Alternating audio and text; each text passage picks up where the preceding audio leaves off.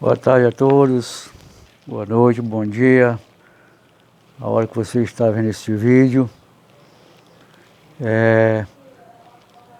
Estamos agora divulgando este trabalho, do verdadeiro Evangelho da graça e de graça, E vamos dando continuidade, terminando nossas introduções.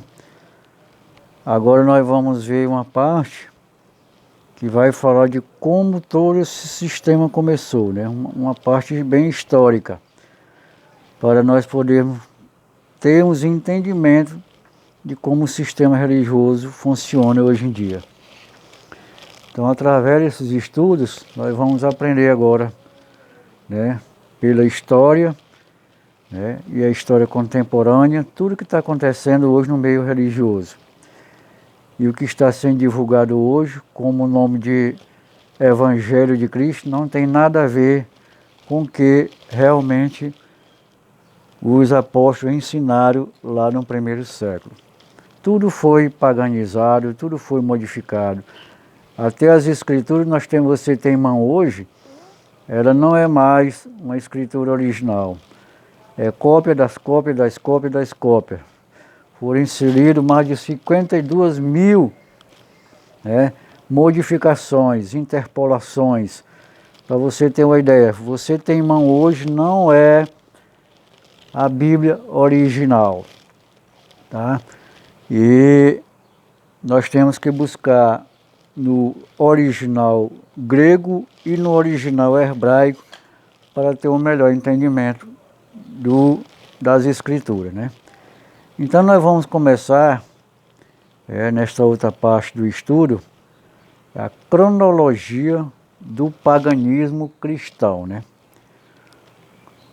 Aqui diz o autor, o Haeckel, ele fala um pouco sobre a trajetória dele, que ele diz: quando me formei em teologia protestante e depois fiz especialização teológica pentecostal, abordamos isso várias vezes.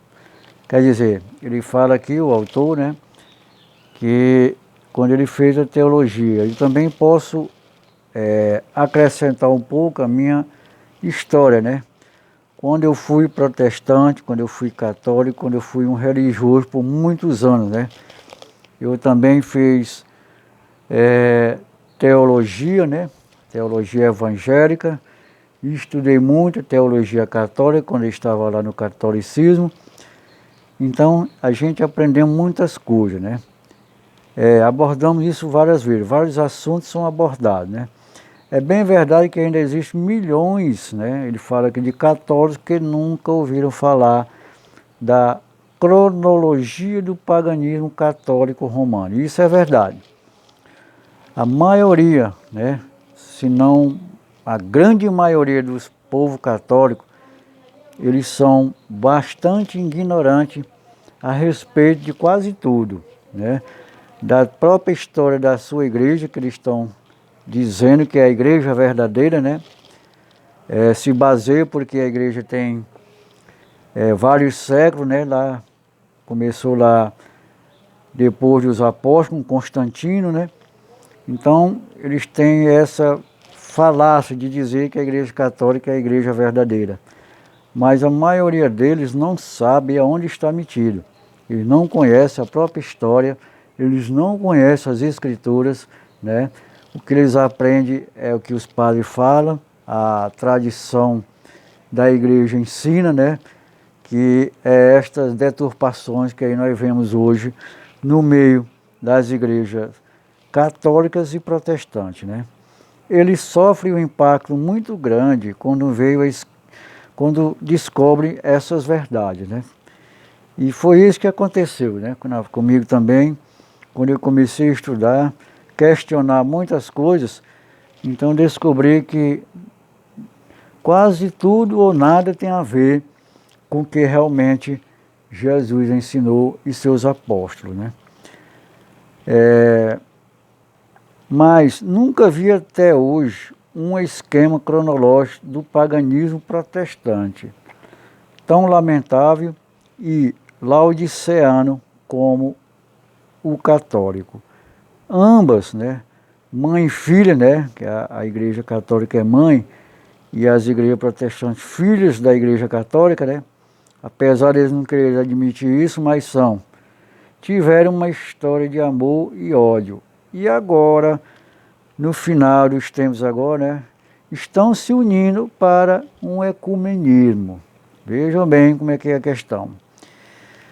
Então, no tempo do imperador Constantino, vamos lá para a história, né, que era a personalidade número 1 na igreja, né, entre aspas, um simples cerimonial não era suficiente para poder honrá-lo.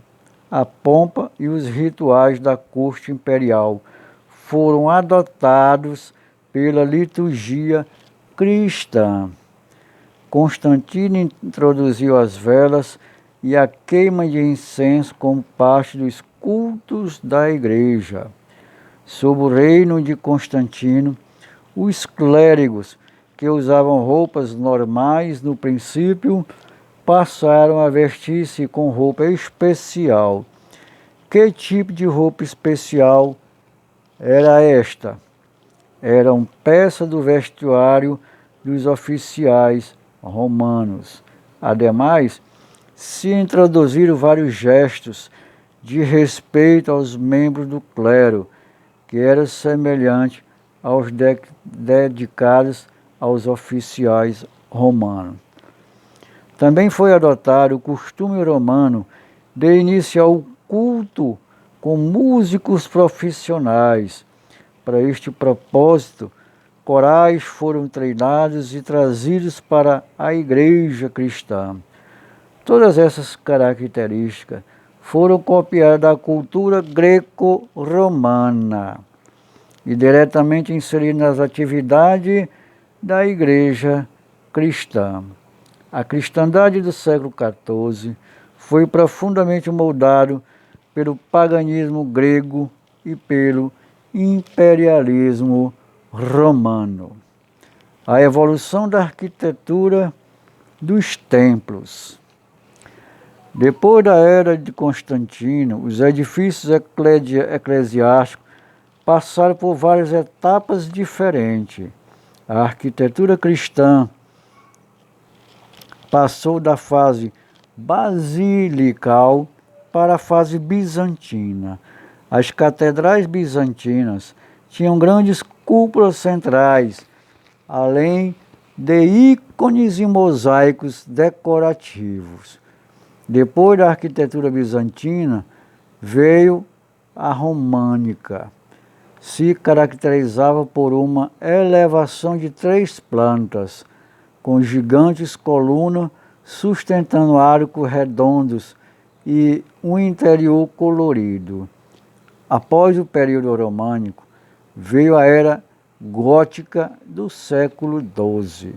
A arquitetura gótica foi marcada por catedrais com abóbadas, arcos e pilastras pendentes. O tempo, catedral, se derivava de cátedra. Catedral é um edifício que contém a cátedra, a cadeira do bispo. Catedral é a igreja que contém o trono do bispo. Os vitrais foram introduzidos nas igrejas no século VI por Gregório de Tours, 538 a 593 d.C. Como no caso das basílicas de Constantino, a raiz da catedral gótica foi completamente pagã. Os arquitetos góticos dependeram muito dos ensinos dos filósofos grego Platão. Este filósofo ensinou que o som, a cor e a luz possuíam significados elevados e místicos, que podem induzir humores e transportar as pessoas ao bem eterno. Os artistas góticos se inspiraram nos ensinamentos de Platão e os estabeleceram para serem respeitados. Criaram um sistema de luz assombrosos e inspiradores para dar um irresistível sentido de esplendor e de adoração. A cor é um dos mais poderosos fatores emotivos disponíveis, inspirado na grandiosidade das estátuas e torres do Antigo Egito. A arquitetura gótica buscou uma nova captura do sentido do sublime pelo tamanho exagerado. Isso demonstra que a comunidade cristã do século IV perderam o contato com aquelas realidades celestiais que não podem ser mais percebidas pelos sentidos, mas apenas experimentada pelo espírito humano. O púlpito, falso altar. Os primeiros sermões foram proferidos da cadeira do bispo, ou cátedra, situada atrás do altar. Posteriormente, o ambo, numa mesa alta ao lado do santuário, diante do qual as lições bíblicas eram ministradas. Tornou-se lugar onde os sermões passaram a ser proféticos. O ambo foi tomado da sinagoga judaica, porém suas velhas raízes remontam às mesas e plataformas de liturgia da antiguidade greco-romana. João Crisóstomo, 347 a 407 d.C., destacou-se por tornar o ambo um lugar da pregação. Já em 250 d.C., o ambo foi substituído pelo púlpito. Cipriano, 200 a 258 d.C., menciona colocar o líder da igreja em função pública no púlpito. Nossa palavra de uma plataforma no local mais elevado da congregação. Leia Tiago, capítulo 2. Com o tempo, a frase subir a plataforma tornou-se parte do vocabulário religioso do clero. Em 252 d.C., Cipriano menciona a plataforma elevada que separa o clero dos leigos como a plataforma sagrada e venerada do clero. Já pelo fim da Idade Média, o púlpito tornou-se bem comum nas igrejas paroquiais. Com a reforma, este chegou a ser a mobília central do edifício da igreja. O púlpito simbolizava a substituição da centralidade da ação ritualista, a missa, com uma instrução verbal do clérigo, o sermão. O púlpito ocupa uma posição central na igreja protestante, tanto que o famoso pastor, em conferência patrocinada pela Associação Evangélica de Billy Graham, disse: se a igreja vive é porque o púlpito vive. E se a igreja está morta, é porque o púlpito morreu. Tá? Então vamos ficando por aqui, amados irmãos. E na próxima